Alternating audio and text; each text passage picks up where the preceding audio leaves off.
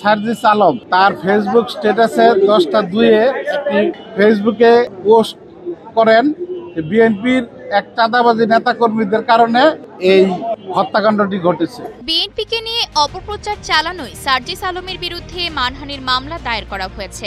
মামলার বাদী বাসন থানা বিএনপির সভাপতি তানভীর সিরাজ।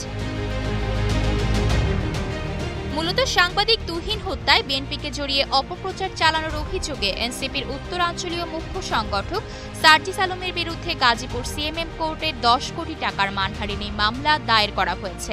এ বিষয়ে মামলার বাদী জানান, অপরাধী চক্রের ভিডিও করায় সাংবাদিক তুহিনকে হত্যার ঘটনায় সার্জিস আলম না জেনেই বিএনপিকে জড়িয়ে নানা অপপ্রচার চালিয়েছেন, যা দলের ভাবমূর্তি নষ্ট করেছে।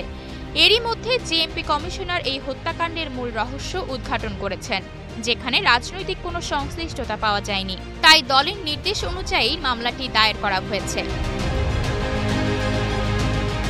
মামলার আইনজীবী অ্যাডভোকেট সিদ্দিকুর রহমান বলেন, মামলার শুনানি শেষে বিচারক সিআইডিকে তদন্তের নির্দেশ দিয়েছেন। সার্জিস বেশ কয়েকবার বিএনপিকে নিয়ে এমন অপপ্রচার চালিয়েছেন। বিষয়টি দলের কর্মীদের মনে আঘাত করেছে। আশা করি তিনি এখন থেকে আরও সচেতন হবেন।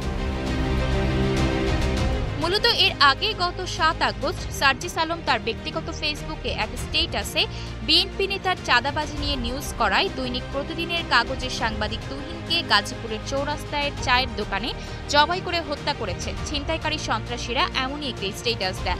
মূলত এই স্ট্যাটাসে বিএনপিকে জড়ানোই এই মানহানির মামলা করে দলটি। আয়েশা অর্থী, নিউজ ডেস্ক, গ্লোবাল টেলিভিশন।